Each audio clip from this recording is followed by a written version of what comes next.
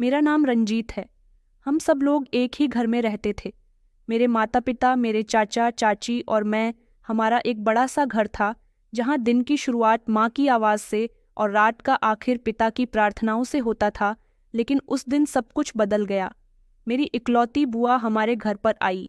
मेरे पिताजी और चाचा जी की इकलौती बहन। उनके आने की खबर अचानक नहीं थी। उनके और फूफा जी के झगड़े हमेशा से चलते आ रहे थे, लेकिन इस बार वो अपना छोटा सा बैग लेकर दरवाजे पर खड़ी थीं। उनके साथ उनकी बेटी सारिका भी थी, छोटी उम्र की खामोश आंखों में सवाल लिए हुए। पिताजी ने दरवाज़ा खोला तो वो अंदर दाखिल हो गई, जैसे बरसों बाद कोई अपना घर लौट आया हो। माँ ने किचन से झांक कर देखा और सिर्फ इतना कहा, फिर आ गई। उनकी आवाज़ में नाराज़गी छुपी हुई नहीं थी। बुआ सोफे पर बैठते हुए कहने लगी, भैया, अब मुझसे उस आदमी के घर में और नहीं रह जाता। वो मुझे बहुत मारता है, मुझे इज्जत नहीं देता, हर बात पर झगड़ा करता है। बस अब मैं यहाँ आ गई हूँ, मुझे आप लोगों के साथ रहना है। सब लोग थोड़ी देर के लिए खामोश हो गए। फिर पिताजी ने बड़ी नरमी से उनसे कहा कि तुम्हारा घर वही है जहाँ तुम्हारा पति है। रिश्ते निभाने से बनते हैं, घर छोड़कर आ जाने से नहीं। बुआ जी की आंखों में आंसू आ गए, मगर चेहरे पर जिद थी। नहीं भैया, मैं वापस नहीं जाऊंगी। मैं अपनी बेटी के साथ यहीं पर रहूंगी। मेरी उम्र उस समय 12 साल थी। मैं सारिका के बराबर में बैठ गया, सब सुन रहा था। मेरी समझ में थोड़ा थोड़ा आ रहा था। अगले कुछ दिनों में घर का माहौल पूरी तरह से बदल गया। माँ और चाची की बातों में बुआ को लेकर छुपे हुए ताने आने लगे कि कुछ लोगों से घर बसाने नहीं आते, उजाड़ने आते हैं। एक दिन चाची किचन में बर्तन धोते हुए कहने लगी, देखना भाभी, रश्मि दीदी यहाँ सिर्फ मेहमान बनकर नहीं आई, हमारे घर पर कब्जा करने आई है। मेरे पिता इन सब बातों से बचने की कोशिश करते थे। वो सुबह जल्दी ऑफिस चले जाते थे, शाम को देर से घर आते और खामोशी से खाना खाकर कमरे में चले जाते। मैं एक दिन आंगन में खेल रहा था जब बुआ मेरे पास आई। उन्होंने मेरे सर पर हाथ रखा और कहने लगी, मेरा बेटा रंजीत, तू कितना प्यारा है, बिल्कुल मेरे भाई के जैसा है। मैंने हैरानी से उनकी तरफ देखा और कहा, बुआ, क्या आप हमेशा यही रहेंगी? उन्होंने हंसते हुए कहा, क्यों, तुम्हें यहाँ मेरा रहना बुरा लग रहा है क्या बेटा? मैंने कहा कि नहीं, बस ऐसे ही पूछ रहा था। तो वो कहने लगी कि मैं तुम सबके साथ रहना चाहती हूँ। सारिका के लिए भी ये घर बहुत अच्छा है। यहाँ तुम दोनों साथ पढ़ोगे, खेलोगे। उनकी आवाज़ में एक अजीब सा भरोसा छुपा हुआ था। सारिका मुझसे उम्र में 4 साल बड़ी थी। मैं उसे पढ़ाया करता था। वो बहुत कम बोला करती थी, बस सिर हिलाकर जवाब दिया करती थी। एक रात मैं पानी पीने उठा तो मुझे माँ और पिताजी की आवाज़ सुनाई दी। वो शब्दों में बहस कर रहे थे।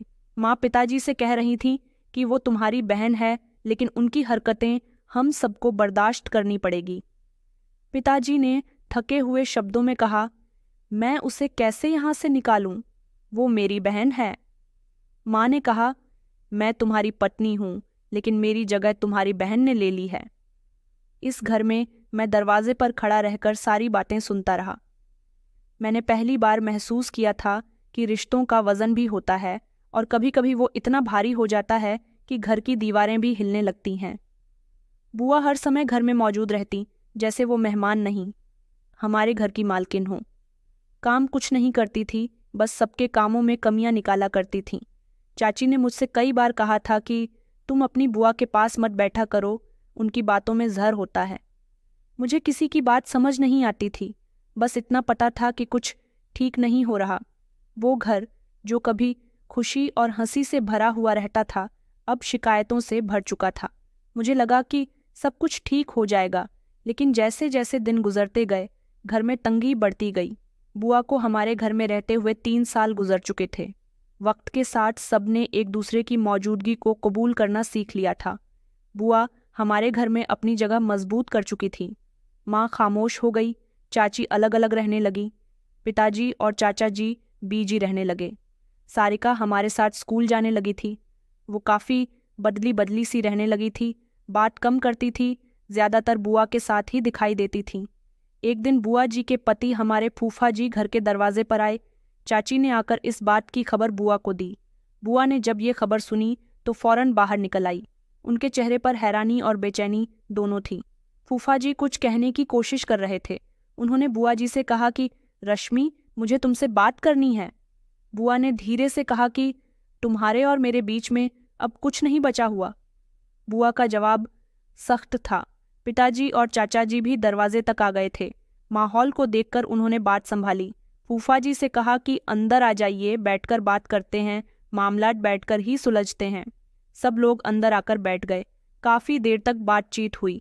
हम सब कमरे से बाहर थे, लेकिन आवाज़ साफ सुनाई दे रही थी। फूफा जी ने कहा कि रश्मि, 3 साल हो गए, मैं सुधर गया हूँ, हमारी बेटी की खातिर प्लीज़ घर वापस चलो। उनकी आवाज़ में सच्चाई थी। बुआ कहने लगी कि सुधार लिया है, तुम कभी नहीं सुधर सकते। तब कहाँ थे जब हर बात पर हाथ उठाया करते थे। चाचा जी ने कहा कि रश्मि, तुमने अपने 3 साल मायके में गुजारे हैं, मैंने कभी तुमसे कुछ नहीं कहा। अब तुम्हें अपने पति के साथ उसके घर चले जाना चाहिए। बुआ खामोश हो गई और धीरे से कहने लगी कि मैं तो सिर्फ अपनी बेटी की खातिर यहाँ पर रह रही थी। अगले दिन बुआ ने अपना सामान पैक करना शुरू कर दिया। घर का माहौल थोड़ा बदला बदला सा था। पिताजी खुद जाकर उन्हें स्टेशन छोड़ आए।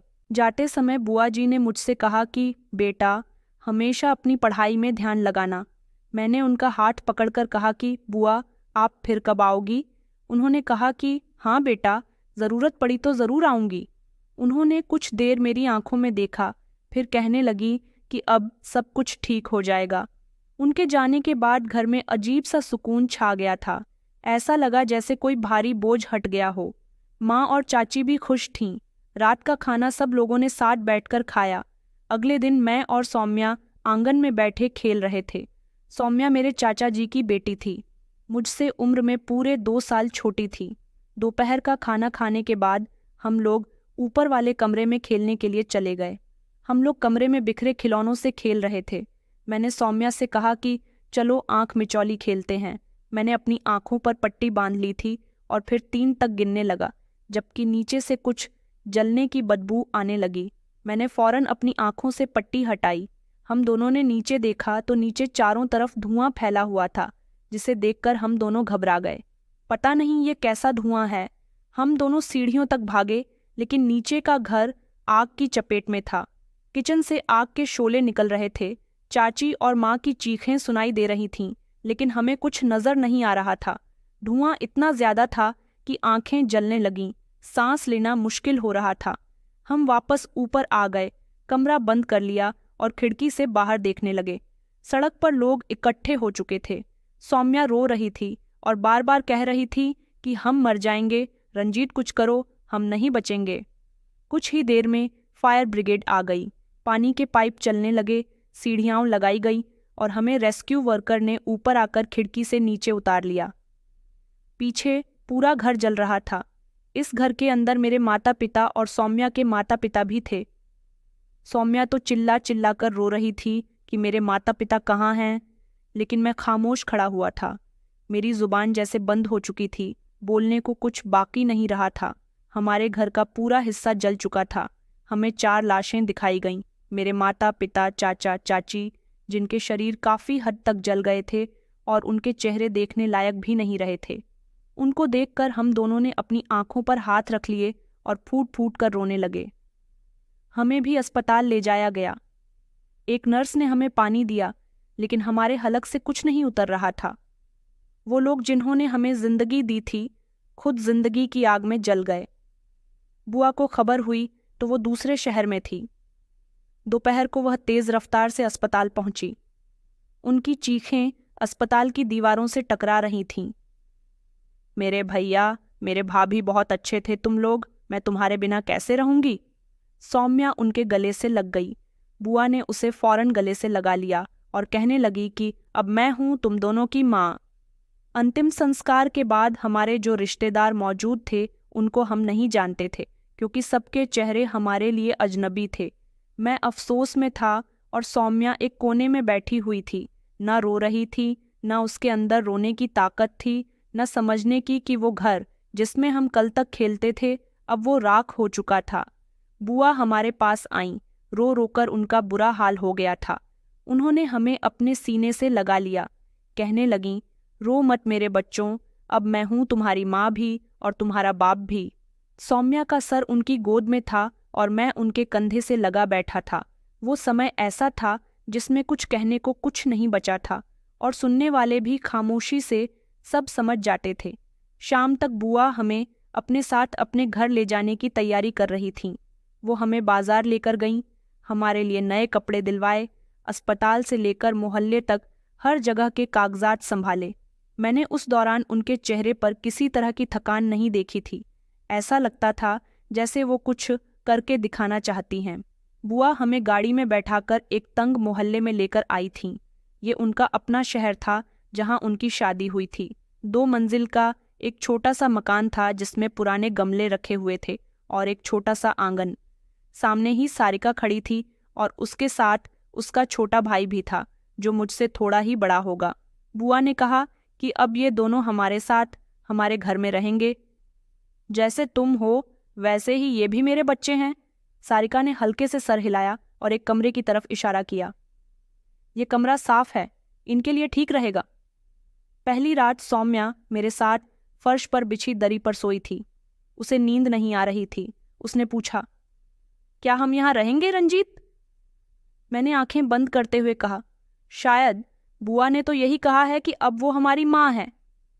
सौम्या कहने लगी, माँ तो माँ होती है, माँ की जगह कोई नहीं ले सकता। मैंने उसे कोई जवाब नहीं दिया। अगले दिन बुआ ने हमें स्कूल से एडमिशन कार्ड लाकर दिखाए। कहने लगीं कि तुम दोनों की पढ़ाई यहाँ से जारी होगी, मैं हर कीमत पर तुम्हें पढ़ाऊंगी। सौम्या ने दबे शब्दों में कहा, लेकिन सारिका तो स्कूल नहीं जाती। बुआ ने ठंडी सांस ली। बेटा, अब वो बड़ी हो गई है, घर के कामों में हाथ बटाती है। तुम दोनों अभी बच्चे हो, तुम्हें शिक्षा हासिल करनी है। फूफा जी हमें घर में कम ही नजर आते थे।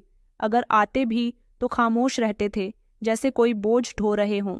एक बार जब मैं आंगन में खेल रहा था तब मुझे उन दोनों पति पत्नी की तेज आवाजें सुनाई दीं। फूफा जी कह रहे थे, कब तक तुम अपने भाइयों के बच्चों को पालोगी? हमारे अपने बच्चे भी तो हैं। बुआ ने जवाब दिया, उनका पालना तुम्हें नहीं, मुझे है और मैं उनको खुद पाल लूंगी। तुम्हें क्यों तकलीफ हो रही है?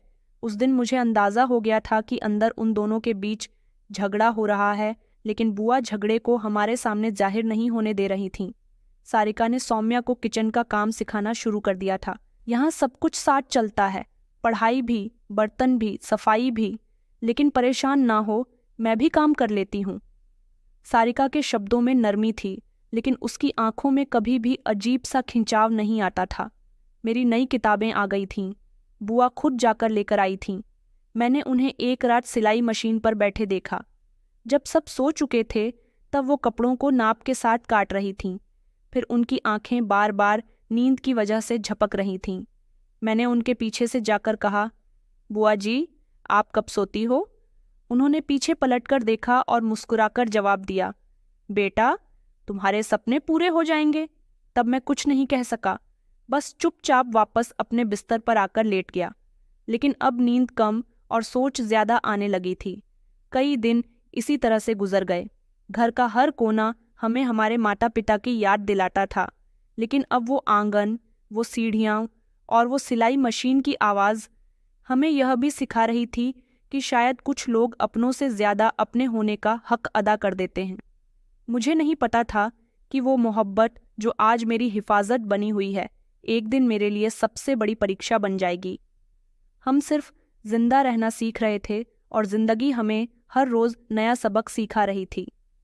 एक दिन सौम्या ने मुझसे कहा, कभी कभी लगता है बुआ बहुत अच्छी हैं, लेकिन उनकी आंखों में कुछ छुपा हुआ होता है, जैसे वो कुछ कहना चाहती हैं लेकिन कहती नहीं हैं। मैंने हंसते हुए कहा, शायद हमें ज़्यादा सोचने की आदत हो गई है। हम दोनों खामोश हो गए। जिंदगी रुक ले रही थी और हम बस उसे झेलने की कोशिश कर रहे थे। हमें बुआ के घर आए हुए अभी 6-7 हफ्ते ही गुजरे थे, लेकिन इन दिनों में कुछ बदलाव आने लगा था। सुबह की शुरुआत बुआ की मशीन चलाने की आवाज़ से होती थी। वो सुबह को 5 बजे के बाद ही काम पर बैठ जाती थीं। उनके कमरे में कपड़े के धागे, कतरने और ऑर्डर की लिस्ट बिखरी हुई रहती थी। सारिका नाश्ता बनाती थी, सौम्या उसका हाथ बंटाया करती थी और मैं स्कूल की तैयारी करता था। बुआ सबसे आखिर में नाश्ता करती और अक्सर खाते खाते ही दोबारा मशीन पर जाकर बैठ जाती थीं। उनके पति मतलब हमारे फूफा जी अक्सर दिन भर घर से गायब रहते। शाम को आते तो आंखें लाल होती थीं, कदम लड़खड़ा रहे होते, जो कुछ कहते नहीं थे, बस सीधे अपने कमरे में जाकर लेट जाते थे। एक दिन मैंने बुआ से पूछ लिया, फूफा जी को क्या हो गया? उनकी तबीयत रोज खराब रहती है। बुआ ने सिलाई रोकते हुए कहा कि बेटा, वो बीमार नहीं हैं, अपनी मर्जी के बीमार हैं, तुम बस अपनी पढ़ाई पर ध्यान दिया करो। मुझे उनका जवाब अधूरा सा लगा, लेकिन मैं खामोश हो गया। बुआ मेरे स्वामी और सारिका के बीच फर्क नहीं करती थीं। मेरे लिए तो उनकी तरफ से एक अलग ही अटेंशन थी। वो अक्सर मेरे सर पर हाथ फेर कर कहती थीं कि रंजीत, तुम में मुझे अपने भैया की झलक दिखाई देती है। तुम ही हो जो मेरे भैया का नाम रोशन करोगे। एक दिन मैं स्कूल से आया तो वो दर्जे की दुकान से बहुत सारे ऑर्डर्स सिलने के लिए लाई थी। मैं हैरान हुआ। मैंने कहा, बुआ, इतने सारे कपड़े हैं, ये सब आपको सिलने हैं? उन्होंने कहा कि हाँ बेटा, महीने का खर्च निकालना है। अब तुम बड़े हो रहे हो, तुम्हें समझना होगा कि ये सब इसी तरह से नहीं चलता। मैंने अपनी कॉपी उनके सामने रखी और कहा कि बुआ जी, आज टीचर ने मुझसे कहा है कि मुझे स्कॉलरशिप मिल सकती है। उन्होंने फौरन मेरी कॉपी खोलकर देखी और खुशी से मुझे गले लगा लिया। कहने लगी कि बेटा, मुझे तुम पर गर्व है। स्वामी और सारिका ये सब देख रही थीं। सौम्या ने धीरे से कहा, बुआ, मेरी भी टेस्ट में बहुत अच्छे नंबर आए हैं। बुआ ने मुस्कुराकर उसकी तरफ देखा कि बहुत अच्छी बात है बेटा, लेकिन रंजीत ने पूरे स्कूल में टॉप किया है।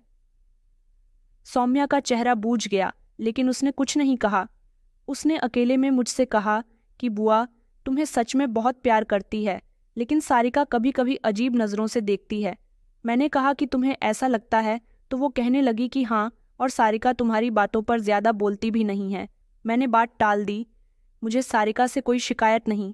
अब मुझे एहसास हो गया था कि अब हम इस घर में सिर्फ मेहमान नहीं बल्कि परिवार का सदस्य बन गए हैं। एक दिन बुआ बहुत थकी हुई लग रही थी। हाथों में निशान थे, आंखों में नींद का नामो निशान नहीं। मैं उनके करीब गया। मैंने कहा, बुआ, आप कुछ देर के लिए सो जाइए, मशीन में चला लेता हूँ। उन्होंने प्यार से मेरे सर पर हाथ रखा।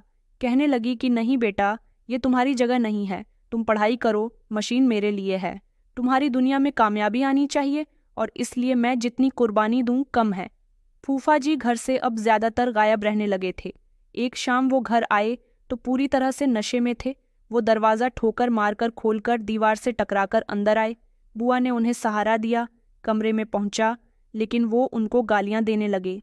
कहने लगे कि तुझे क्या मिला, इन बच्चों को पालकर तेरा अपना बेटा रोटी मांगता है और इस रंजीत की किताबों में तू अपने सारे पैसे बर्बाद कर रही है। बुआ पूरी तरह से खामोश रही और उनके बाजू थाम कर उनको बिस्तर पर लिटा दिया। दरवाजे के पीछे खड़ा हुआ मैं सब कुछ सुन रहा था। ये सब कुछ मेरे लिए बहुत अजीब था।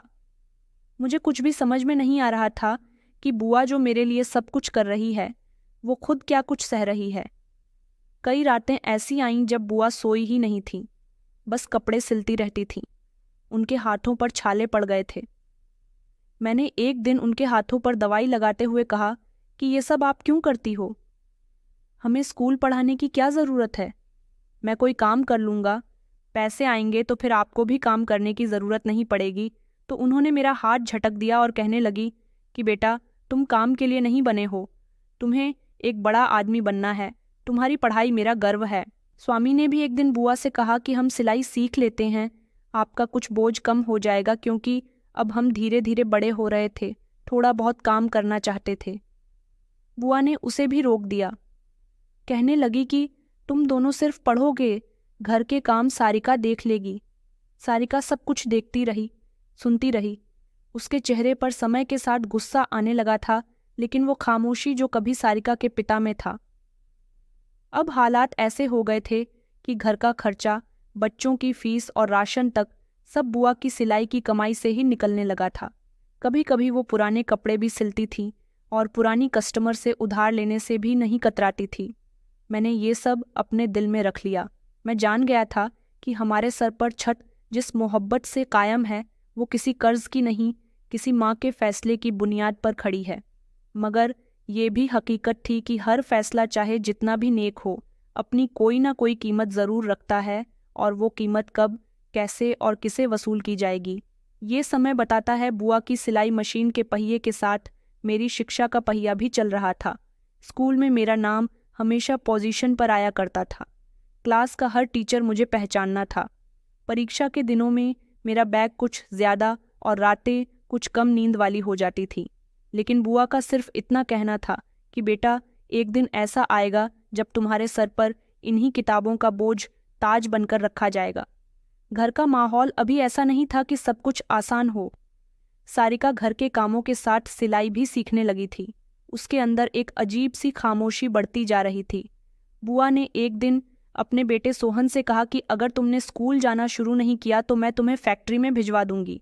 सोहन हंसते हुए कहने लगा कि रंजीत भैया है तो स्कूल जाने के लिए सोहन की उम्र काफ़ी हो चुकी थी और वो पढ़ना लिखना ही नहीं चाहता था। उसने अपनी माँ से कहा कि रंजीत भैया तो पढ़ लिख कर सब कुछ संभाल लेंगे, मुझे क्या ज़रूरत है पढ़ने की। बुआ का चेहरा अचानक से सीरियस हो गया। उन्होंने सिलाई छोड़कर कहा कि हर माँ चाहती है कि उसका हर बच्चा कामयाब हो, लेकिन अगर कोई बिगड़ना चाहे तो माँ कुछ नहीं कर सकती। सारिका एक दिन सोम्या के पास आई। दोनों छत पर बैठी हुई थी। उसने सोम्या से कहा, यह घर कभी तुम्हारा नहीं होगा सोम्या, लेकिन तुम सबकी लाडली बन गई हो। सौम्या ने उसे चौंक कर देखा और कहा, क्या मतलब है तुम्हारा? सारिका ने थोड़ी देर खामोश रहकर कहा कि छोड़ो, तुम कभी भी इस बात को नहीं समझोगी। मुझे ये बातें देर से पता चली, लेकिन इतनी देर से भी नहीं कि नज़रअंदाज की जा सके। स्कूल में मेरे एग्ज़ाम चल रहे थे। हर दिन एक नई जंग। एक दिन मेरा पेन खो गया तो बुआ ने रात को अपना सिलाई का काम रोककर पहले मुझे पेन दिलवाने के लिए दुकान का चक्कर लगाया। वो वापसी पर काफ़ी थकी हुई थी, लेकिन उनके चेहरे पर मुस्कुराहट थी। उन्होंने कहा कि तुम्हारी पढ़ाई में किसी चीज़ की कोई कमी नहीं होनी चाहिए, इसलिए मैं हर दुकान के चक्कर लगा लूँगी। मैंने कहा, बुआ, आपको आराम करना चाहिए था। मैं तो कल स्कूल की ही दुकान से पेन ले लेता। उन्होंने सर हिलाया। उन्होंने कहा कि बेटा, पहले मांगना सीखोगे तो बाद में सब छीन जाने का डर रहेगा। तुम्हें देने वाला बनना है, मांगने वाला नहीं। उनके ये शब्द मेरे दिल पर लिखे हुए थे। इंटर के टाइम मैंने स्कॉलरशिप फॉर्म भरा। स्कूल वालों ने मुझे पूरी तरह से सपोर्ट किया। प्रिंसिपल सर ने कहा कि रंजीत, तुम हमारे स्कूल का गर्व हो, तुम स्कॉलरशिप पर निकल गए तो आने वाले बच्चों के लिए भी दरवाजे खुल जाएंगे। मैंने घर आकर ही खुशखबरी बुआ को सुनाई तो वो बहुत खुश हुईं। मेरे लिए मीठा भी मंगवाया और मोहल्ले की औरतों को बुलाकर कहा कि ये मेरा बेटा है, एक दिन बहुत बड़ा आदमी बनेगा। मोहल्ले में लोग तरह तरह की बातें करने लगे कि अपने बच्चों को तो खाना भी ठीक से नहीं देती और अपने भाई के बेटे पर कैसे सब कुछ लुटा रही है। बुआ जी ने कभी उनकी बातों का जवाब नहीं दिया था, बस सर झुकाकर खामोशी से अपना काम करती रहती थी, लेकिन मैं जानता था कि उनका दिल दुखता है। सारिका ने एक दिन मुझसे कहा कि तुम बहुत खास हो मेरी माँ के लिए। माँ तुम्हारे लिए बाजार जा सकती है, लेकिन मेरी शादी की कोई बात आए तो बहाना बना देती है। अब हम लोग जवान हो चुके थे, एक दूसरे की परेशानियों को, खामोशीपन को अच्छी तरह से समझते थे। मेरे पास सारिका की बात का कोई जवाब नहीं था। सोहन अब धीरे धीरे घर देर से आने लगा था। उसके कपड़ों से शराब की बदबू आती थी। एक दिन तो बुआ ने उसके मुंह पर थप्पड़ भी मारा और कहा कि मैंने तुम्हें इसी दिन के लिए बचाया था, लेकिन तुमने तो मेरी बात कभी मानी ही नहीं। सोहन ने दरवाज़ा जोर से बंद किया और बाहर चला गया। रात को जब मैं पढ़ाई कर रहा था, बुआ मेरे करीब आई और खामोशी से मेरे पास बैठ गई। कुछ देर कुछ नहीं बोली, फिर धीरे से कहने लगी कि कभी कभी माँ सब कुछ करके भी खाली रह जाती है। तुम मेरा वो खालीपन भर रहे हो रंजीत। मैंने उनकी तरफ देखा लेकिन कुछ नहीं कह सका। मुझे स्कॉलरशिप मिल गई थी। मुझे शहर के एक फेमस कॉलेज में एडमिशन की ऑफ़र हुई थी। फीस भी कम थी, लेकिन फिर भी हमारे लिए बहुत ही मुश्किल थी। मैं खुश था, लेकिन मेरे अंदर एक बेचैनी थी। घर आकर मैंने बुआ को सब कुछ डिटेल से बताया। उन्होंने ध्यान से सुना और हर चीज़ का खर्च अलग रखा और फिर एक लम्हे को खामोश हो गई। उनके चेहरे पर वही सोचने वाला अंदाज था जो हर महीने के आखिर में नज़र आ जाता था। फिर कहने लगी कि कितने दिन में फ़ीस जमा करनी है। मैंने कहा कि 5 दिन के अंदर। उन्होंने मोहल्ले की एक औरत से सिलाई का एक्स्ट्रा काम ले लिया। वो देर रात तक जागती रहती थी। 2 दिन के बाद सौम्या मेरे पास आई और कहने लगी कि बुआ जी के हाथों पर छाले पड़ गए हैं, वो तुम्हें दिखाना नहीं चाहती। मैंने बुआ को रोकने की कोशिश की। बुआ, आपको खुद को थोड़ा समय देना चाहिए, आराम करना चाहिए। मेरा किसी सरकारी कॉलेज में भी तो एडमिशन हो सकता है ना? उन्होंने फौरन इनकार कर दिया। कहने लगी कि नहीं, तुम्हें वहीं पढ़ना होगा जहां तुम्हारा मुकाम है, कमज़ोर माहौल से निकलना है तो शिक्षा में समझौता नहीं होगा। चौथे दिन वो एक छोटे से डब्बे के साथ मेरे पास आई। ये लो बेटा, तुम्हारा एडमिशन पूरा हो जाएगा, डिब्बा खोल कर देखो। डिब्बे के अंदर सोने की बालियां थीं जो मैंने बचपन में बुआ जी के कानों में कभी देखी थी। मेरा दिल उदास हो गया। मैंने कहा, नहीं बुआ जी, ये तो आपकी अमानत है, ये आपकी अपनी चीज़ है, आपने हमेशा इसे संभाल कर रखा, इसे मैं नहीं ले सकता। उन्होंने मेरे हाथ थाम लिए और कहा कि बेटा, अब ये तुम्हारी है, ये मेरे लिए नहीं, तुम्हारे लिए रखे थे। जब तुम कामयाब हो जाओगे तो यही मेरी शान होगी। मैंने बालियों को हाथ में लिया। मेरा दिल भारी हो रहा था। अगले दिन वो एक जानने वाली सुनार के पास गई और अपनी कानों की बालियां बेच दीं। उसी दिन कॉलेज में मेरा रजिस्ट्रेशन हो गया था। हॉस्टल की फीस भी दे दी गई थी। जैसे ही मेरा एडमिशन पूरा हुआ, मेरे लिए नई दुनिया के दरवाजे खुलने लगे। हॉस्टल में नए कमरे, नए चेहरे और नए उसूल थे। मैं पहली बार घर से दूर था, लेकिन बुआ की आंखें हर समय मेरे दिमाग में रहती थीं। हफ्ते के आखिर में मैं उनसे फ़ोन पर बात कर लिया करता था। वो पहले पूछती थी कि खाना समय पर खा रहे हो ना, फिर कहती कि पढ़ाई से दिल मत चुराना, ऐसा ना हो कि दोस्तों के साथ मौज मस्ती करने में लग जाओ, तुम्हें यहाँ तक पहुँचने में तुमने और मैंने बहुत मेहनत की है। मैं कहता कि बुआ जी, मुझे अच्छे से याद है। शहर की रौनक नहीं थी, लेकिन इस रौनक में कई लोगों की हकीकत छुपी हुई थी। एक दिन मैं लाइब्रेरी में बैठा पढ़ रहा था, तभी मेरे पास सौम्या का फ़ोन आया।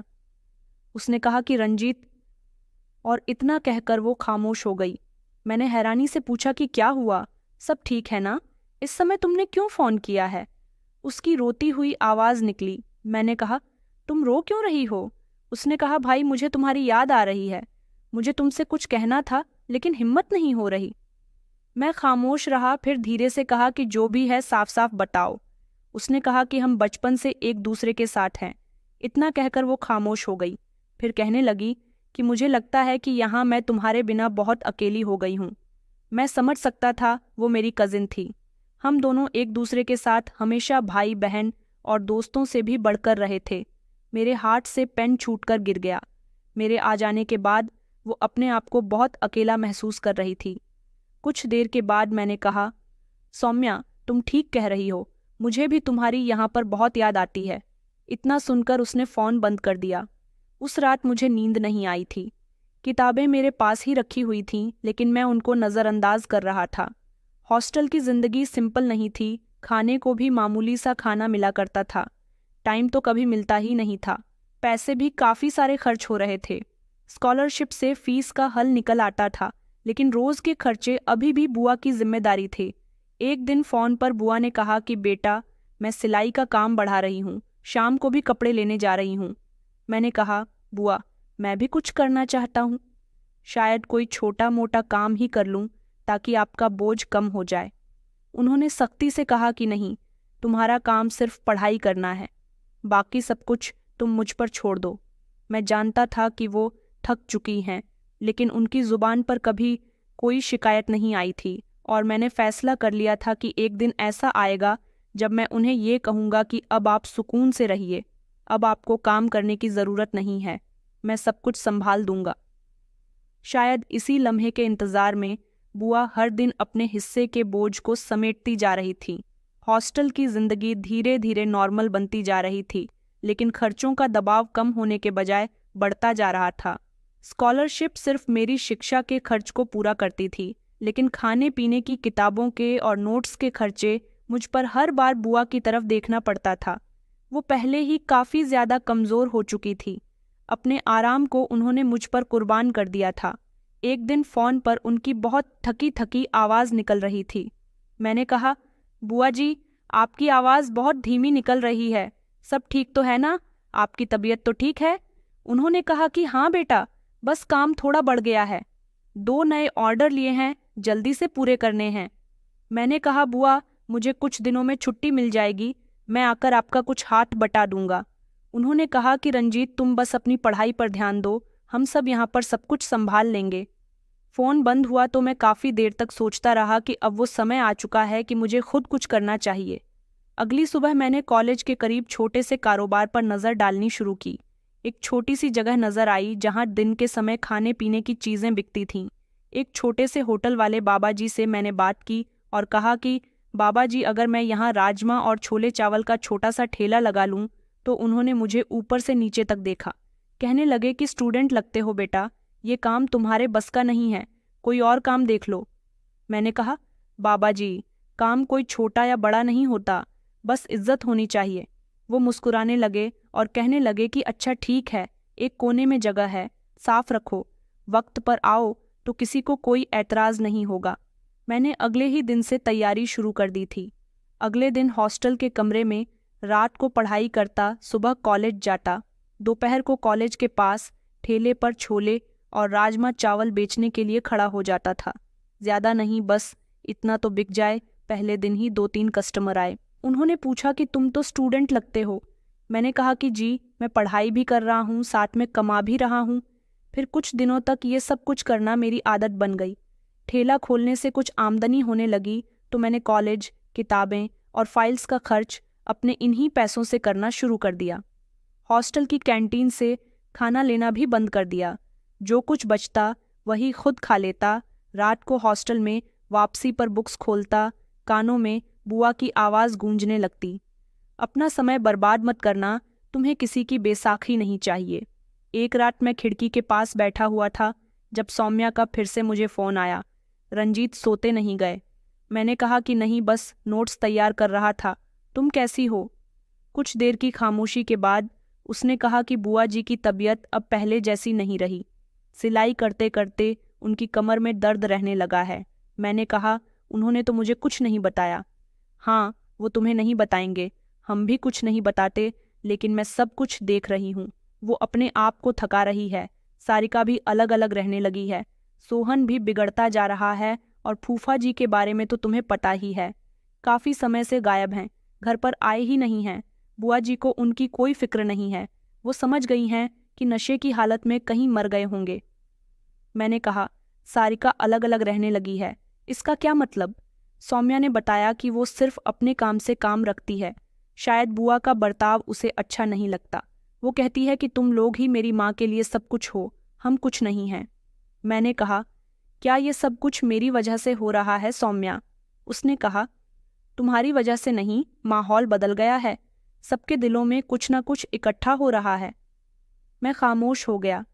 सौम्या की आवाज़ आज कुछ धीमी और थकी हुई निकल रही थी। मैंने कहा कि तुम ठीक हो सौम्या?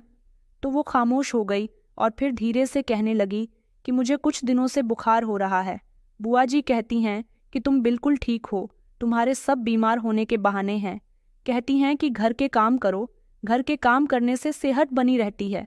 मैंने कहा, तो तुम खुद डॉक्टर के पास चली जाती। उसने कहा कि नहीं, मैं डॉक्टर के पास नहीं गई, वहाँ जाती तो डॉक्टर को पैसे कहाँ से देती। सारिका कहती है कि अब मुझे भी सिलाई सीखनी चाहिए, लेकिन बुआ तो सिर्फ तुम्हारी पढ़ाई पर ही ध्यान देती है। सौम्या की आवाज़ में आज वो थकान थी। मैंने कहा, सौम्या, तुम अपने आप को अकेला मत समझना, बस परीक्षा खत्म होने दो, मैं आ जाऊंगा, हम मिलकर कुछ बेहतर सोचेंगे। तुमसे बात करके मुझे कुछ हल्का महसूस होता है। मैंने कहा कि मैं अपने पैरों पर खड़ा होना चाहता हूँ। सारिका को भी बुआ जी से शिकायत रहती है कि वो उसकी शादी नहीं करना चाहती। सबसे पहले मैं कामयाब होने के बाद सारिका की शादी करवाऊंगा और फिर तुम्हारे लिए भी एक अच्छा सा हमसफ़र देखकर तुम्हें भी विदा कर दूंगा, क्योंकि अब तुम भी मेरी जिम्मेदारी हो। चाचा चाची तो नहीं रहे, लेकिन तुम फिक्र मत करना, तुम्हारा भाई है तुम्हारा ख्याल रखने के लिए। सौम्या से बात करने के बाद मेरा दिमाग उलझ गया था। किताबों पर लिखे हुए शब्द धुंधले धुंधले से नजर आने लगे। अगले दिन मैं अपने काम पर वापस गया। कस्टमर आते रहे, कुछ खाने की तारीफ करते तो कुछ कीमत पर बहस करते, लेकिन मैं बार बार यही सोचता रहा कि मुझे जल्द से जल्द कामयाब होना है, क्योंकि अब ये सिर्फ शिक्षा का नहीं, बुआ जी, सौम्या और मेरे अपने वजूद का सवाल बन चुका था। मैंने पैसों की बचत करनी शुरू कर दी थी, खाने में कमी कर दी, खुद पर कम खर्चा किया। कुछ ही हफ्तों में इतने पैसे बच गए थे कि अगले सेमेस्टर की फाइल्स खरीद सकूं। बुआ जी को जब इस बारे में बताया तो उन्होंने कहा कि मेरे रंजीत ने मर्द बनने का सबूत दिया है। मैं हंसने लगा और कहा कि बुआ जी, मर्द वो होता है जो माँ का बोझ हल्का कर दे, औरत का बोझ नहीं बढ़ाए। बुआ जी ने मुझे पहली बार इतने ध्यान से देखा था जैसे कुछ कहना चाहती हो, लेकिन जुबान बंद रखी। मैंने उनकी खामोशी नोट कर ली थी, लेकिन उस समय मेरे पास सिर्फ 2 रास्ते थे, मेहनत या हार। मैंने पहले वाला ऑप्शन चुना था। एग्जाम्स का दिन आ चुका था, तैयारी पूरी थी, लेकिन दिमाग में एक अजीब सा शोर था।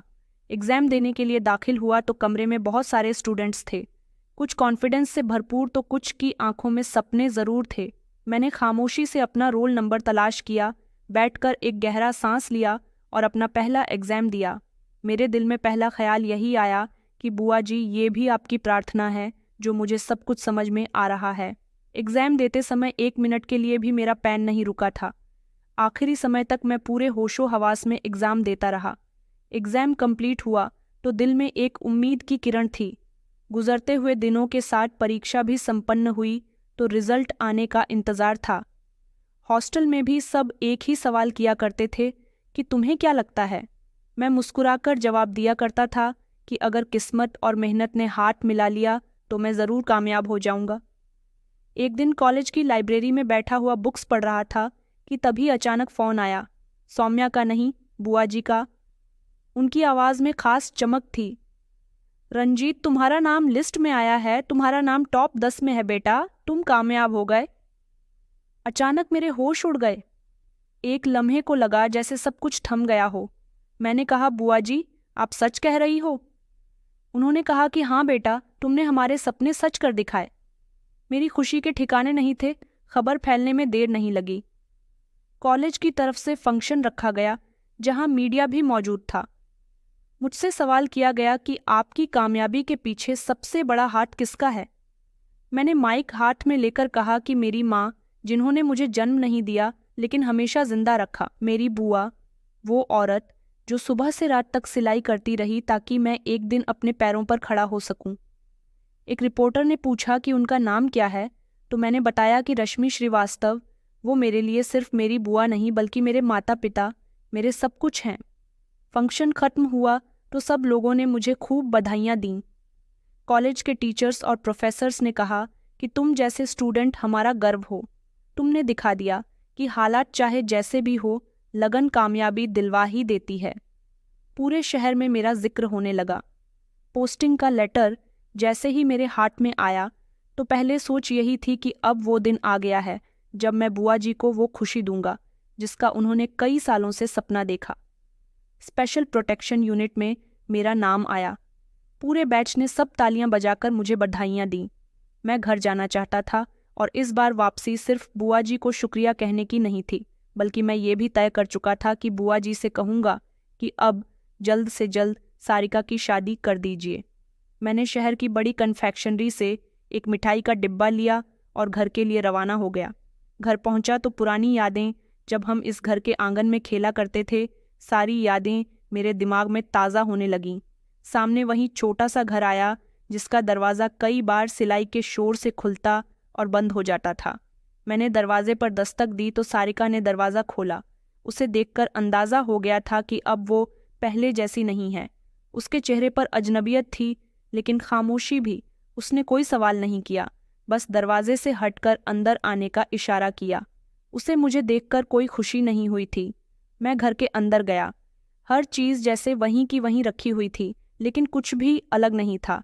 मेरी नज़रें सौम्या को तलाश कर रही थीं, लेकिन वो कहीं नज़र नहीं आ रही थी। मैंने हल्की आवाज़ में पूछा कि बुआ कहाँ है? सारिका ने कमरे की तरफ इशारा किया। मैं मिठाई का डिब्बा लेकर उस कमरे की तरफ बढ़ा जहाँ कभी बुआ सिलाई किया करती थी। दरवाजे के पास पहुंचा तो अंदर से आवाज़ आई, उठ जा, बीमारी को बहाना मत बना। बुखार है तो क्या हुआ? बुखार तो सबको आता है, क्या बुखार में कोई काम नहीं किया जाता? ये आवाज़ मेरी बुआ की थी, लेकिन अंदाज को झलक थी। अंदर से सौम्या की सिसकियों की आवाज़ आ रही थी। बुआ जी, भगवान के लिए मुझे कुछ देर आराम करने दीजिए, मैं ही तो सारे काम करती हूँ। आपकी बेटी तो आपसे बात तक नहीं करती, मेरा दिमाग चकरा रहा है। बुआ की आवाज़ तेज होने लगी। उन्होंने कहा, भूल गई है क्या तेरे माता पिता कैसे मारे? अभी मेरे साथ जुबान चला रही है। मैंने रंजीत को पाल पोस कर बड़ा किया। उसकी माँ के जेवर बेचकर तेरी ही शादी का बंदोबस्त करूंगी। मैं दरवाजे पर खड़ा हुआ उनकी सारी बातें सुन रहा था। वो हर शब्द जिसे मैंने अपने कानों से सुना मेरे अंदर जैसे कुछ तोड़ रहा था। तभी सौम्या की आवाज़ आई, अगर रंजीत को सब कुछ पता चल गया तो? बुआ ने कहा, कौन बताएगा रंजीत को ये सब कुछ? तू। अगर तूने रंजीत को कुछ भी बताने की कोशिश की तो मैं तुझे जान से मार दूंगी, जैसे तेरे माता पिता को मारा था। उस दिन गैस लीक खुद की थी और किसी को कानों कान खबर नहीं हुई कि मैं वहां खामोशी से जाकर गैस लीक करके आ गई। तब तो किसी को कुछ पता नहीं चला, अब भी किसी को कुछ पता नहीं चलेगा। ये सुनकर अचानक मेरे हाथ से मिठाई का डिब्बा छूट गया और जमीन पर बिखर गया। अंदर खामोशी छा गई। कुछ लम्हे के बाद जब दरवाज़ा खुला और बुआ ने मुझे अपने सामने देखा तो अचानक उनके पैरों तले से ज़मीन निकल गई। उन्होंने हैरानी से कहा कि बेटा तुम आ गए? तुमने मुझे बताया भी नहीं। मैं पीछे हट गया। मेरी आंखों में ढेर सारे सवाल थे, दिल में तूफान। मैंने कहा, बुआ जी, आपने सब कुछ मेरे लिए किया, सिर्फ अपना सपना पूरा करने के लिए? बुआ ने आगे बढ़ने की कोशिश की और कहा कि बेटा, मैं तुम्हें जो बनाना चाहती थी वो बना दिया, अब बस आगे बढ़ो। मैंने सख्त शब्दों में कहा, और जो पीछे बीते हुए समय में आपने किया है, मेरे माता पिता को आग में झोंक कर आपने मुझे बताया, वो सब क्या था? सौम्या और सारिका ये सब कुछ सुन रही थीं।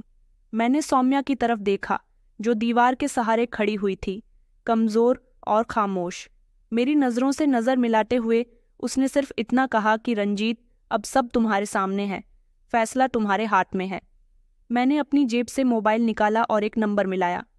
हेडक्वार्टर, मुझे एक इमरजेंसी गिरफ्तारी करवानी है। बुआ ने पीछे हटते हुए कहा कि नहीं बेटा, तुम ऐसा नहीं कर सकते। मैंने तुम्हें पाल पोस कर बड़ा किया। आज तुम एक पुलिस ऑफिसर बन गए हो तो आज मुझे ही अरेस्ट करवाना चाहते हो? मैंने कहा कि शायद आपने मुझे इसी दिन के लिए पुलिस ऑफिसर बनाया था कि पुलिस ऑफिसर बनने के बाद मैं सबसे पहले अपने ही घर के आरोपी को जेल पहुंचाऊं। पुलिस थोड़ी देर के बाद घर आ गई। मैंने अपना फैसला नहीं बदला और बुआ जी को जेल भिजवा दिया। अब मैं सिर्फ एक बच्चा नहीं रहा था जिसे किसी ने गोद लिया था। कानून के सामने सब बराबर होते हैं। बुआ तो जा चुकी थी, लेकिन मेरे अंदर जो तूफान था वो गिरफ्तारी से खत्म नहीं हो सकता था। मैं वर्दी में मिठाई के डिब्बे के साथ उसी आंगन में खड़ा हुआ था जहां कभी सिलाई मशीन की आवाज़ें गूंजा करती थीं। सारिका भी आंगन में ही बैठ गई। सौम्या खामोशी से कमरे में चली गई। मैं अभी तक सोच रहा था कि सब कुछ किस मोड़ पर आकर टूटा। वो औरत जिसे मैंने माँ समझा, जिसकी प्रार्थना में अपनी कामयाबी तलाश की, वहीं मेरे माता पिता की असली कातिल निकली। मैंने अपनी वर्दी उतारी, हाथ धोया और खामोशी से सौम्या के पास गया। तुम्हें ये सब कुछ कब से पता था और तुमने मुझे क्यों नहीं बताया? उसने कहा कि मुझे अभी कुछ दिन पहले ही पता चला था। शायद मैं तुम्हें कुछ बताती भी तो तुम मेरी बात का यकीन नहीं करते, क्योंकि वो तुम्हारे लिए सब कुछ थी। सौम्या के शब्दों में शिकायत नहीं थी, सिर्फ थकन थी। मैंने अपना सर पकड़ लिया। कितना बड़ा धोखा! मैंने तो हमेशा उन पर भरोसा किया। सौम्या ने मेरी तरफ देखा।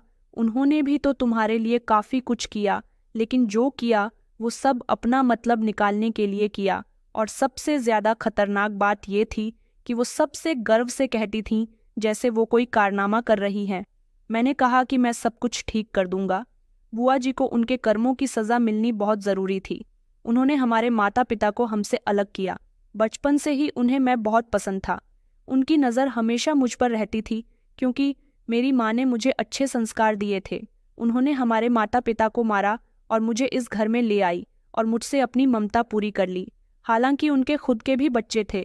सारिका कभी अपनी माँ को बुरा भला कह रही थी और सोहन, उसे पुलिस ने अरेस्ट कर लिया था क्योंकि उसे कहीं चोरी करते पकड़ा गया था। बुआ जी का पूरा घर बर्बाद हो गया क्योंकि उन्होंने एक दिन हमारा घर बर्बाद किया था। मैंने सारिका और सौम्या से कहा था कि मैं तुम्हारा भाई हूँ, अभी जिंदा हूँ, मैं तुम्हारा बहुत ख्याल रखूँगा। बुआ जी का केस अदालत में चल निकला था। मीडिया वालों ने मुझसे सवाल किया कि एक दिन वो था जब आप अपनी बुआ जी की तारीफ कर रहे थे, आज आपने खुद ही अपनी बुआ को अरेस्ट करवा दिया। पूरी दुनिया मुझे देख रही थी। मैंने कहा कि मेरी बुआ ने मेरे माता पिता और मेरे चाचा चाची को जानबूझकर मारा। वो एक कातिल है। उन्हें शुरू से ही मुझसे बहुत मोहब्बत रही है। उन्हें अपने बेटे से ऐसी उम्मीद नहीं थी कि उनका बेटा कभी उनका नाम रोशन करेगा, लेकिन मुझसे उम्मीद थी। इसलिए उन्होंने मुझ पर मेहनत की, मुझे तैयार किया था कि मैं उनका नाम रोशन कर सकूं, लेकिन उन्हें ये नहीं पता था कि कातिल कभी छुपा नहीं रह सकता और कानून सबके लिए बराबर है। बुआ जी ने मुझसे बहुत माफ़ी मांगी, मगर अब माफ़ी मेरे हाथ में नहीं बल्कि कानून के हाथ में थी। उन्हें कानूनी तौर पर सज़ा दी गई। अब मैं अपनी ज़िंदगी को नए तरीके से शुरू करना चाहता था। मैंने सबसे पहले सारिका के लिए एक अच्छा रिश्ता तलाश किया और सारिका की शादी एक अच्छे लड़के के साथ करवा दी। फिर सौम्या के लिए भी एक अच्छे परिवार का लड़का तलाश किया और उसकी भी शादी करवा दी। मैं भले ही आज बुआ जी के घर में अकेला रहता हूँ, लेकिन मुझे सुकून है कि मेरी दोनों बहनें अपने ससुराल में खुश हैं। पुलिस की वर्दी मेरे लिए सिर्फ नौकरी नहीं थी, बल्कि एक मकसद बन चुकी थी। इस कहानी से हमें ये सबक मिलता है कि सच और इंसाफ कभी कभी अपनों के खिलाफ भी खड़ा होना सिखाते हैं, क्योंकि रिश्ते हक से बड़े नहीं होते। तो दोस्तों, कहानी कैसी लगी कमेंट में ज़रूर बताएं। वीडियो अच्छी लगी तो इसे लाइक करें और हमारे चैनल को सब्सक्राइब करना ना भूलें। धन्यवाद।